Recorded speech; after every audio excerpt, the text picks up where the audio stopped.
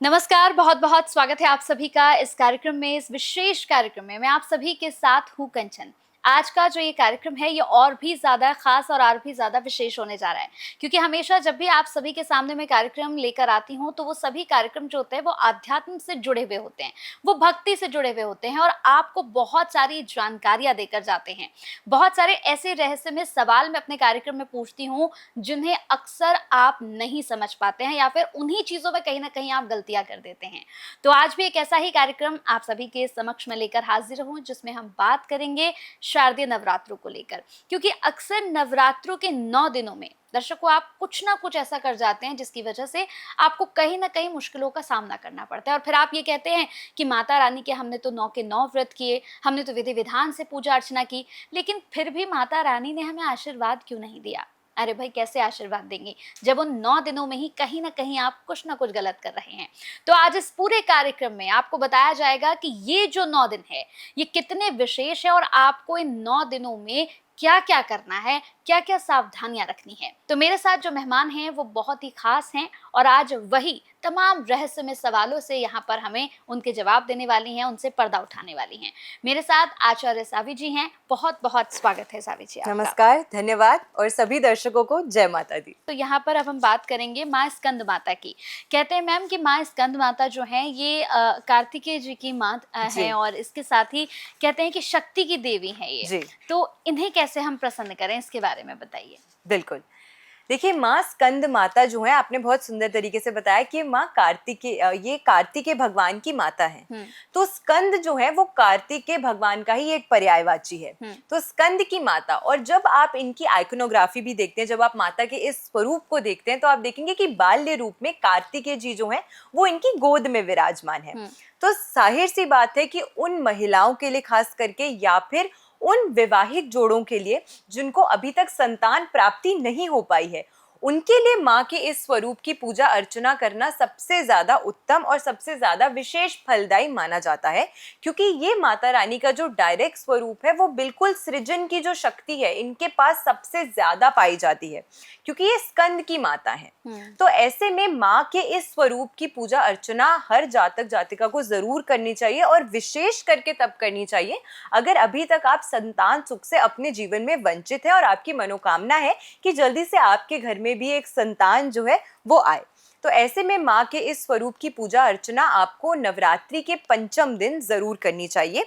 माता रानी के इस स्वरूप की आप देखेंगे 4 भुजाएं हैं, इनकी गोद में स्कंद देव यानी कि कार्तिकेय भगवान जो है वो बैठे होते हैं, वो विराजित होते हैं, और इनके हाथों में आप देखेंगे कि एक हाथ में कमल, दोनों हाथों में कमल, और साथ में एक हाथ में अभय मुद्रा, एक हाथ में वरद मुद्रा, यानी कि आपके जीवन में कमल की ही तरह खुशियां भी खिलाते हुए, आपके जीवन में प्रॉस्पेरिटी लेकर आते हुए, लेकिन साथ में आपको वरदान भी अपने 2 हाथों से माता रानी का ये स्वरूप जो होता है वो प्रदान करता है।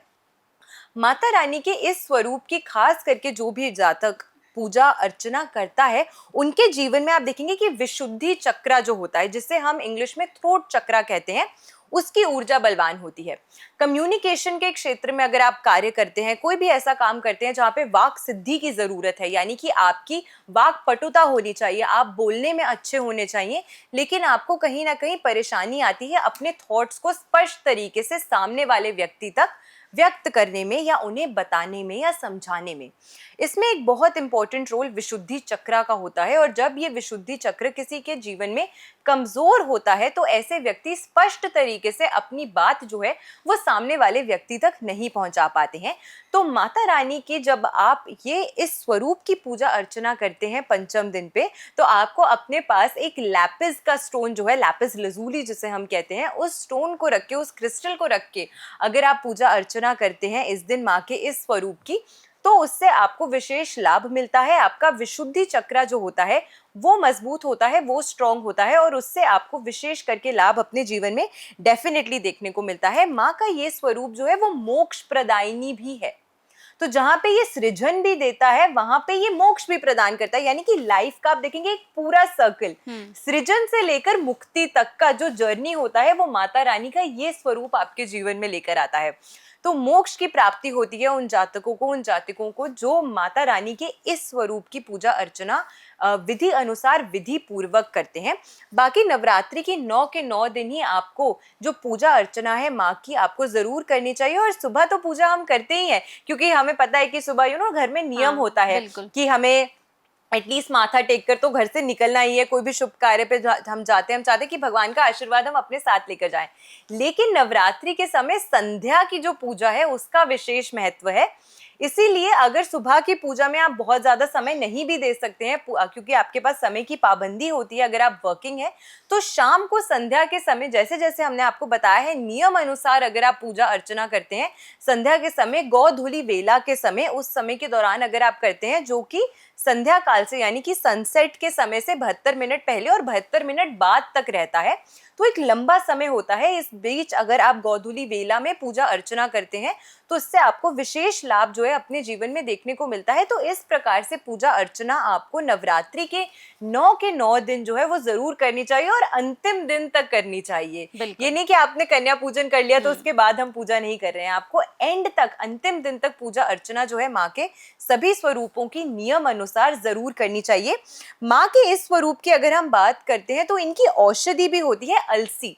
तो जिस जातक को अपने जीवन में कफ से जुड़ी हुई समस्या रहती है, जिसको अपने जीवन में आप देखेंगे वात पित्त कफ ये तीनों रोगों को जो दूर करती है, तो माँ को अगर आप अलसी का भोग लगाते हैं, अलसी की औषधि आप उन्हें अर्पित करते हैं, तो उससे भी विशेष लाभ जो है आपको आपके जीवन में देखने को मिलता है। बिल्कुल, बहुत अच्छा लगा आपसे मिलकर और मुझे लगता है कि इस कार्यक्रम में जितने भी लोगों के मन में भ्रांतियां थी, कंफ्यूजन्स थी कि भाई हम कैसे नवरात्रि के 9 दिनों में पूजा अर्चना करें, माता रानी को कौन सा भोग लगाएं या फिर माता रानी को कौन सा पुष्प चढ़ाएं, क्या हमें करना है और क्या नहीं करना है, आप बस इस कार्यक्रम से ही समझ सकते हैं। इस पूरे कार्यक्रम में आपको यही बताया गया कि आपको कैसे पूजा अर्चना करनी है, माँ को क्या भोग लगाना है, क्या गलतियां आप कर रहे हैं।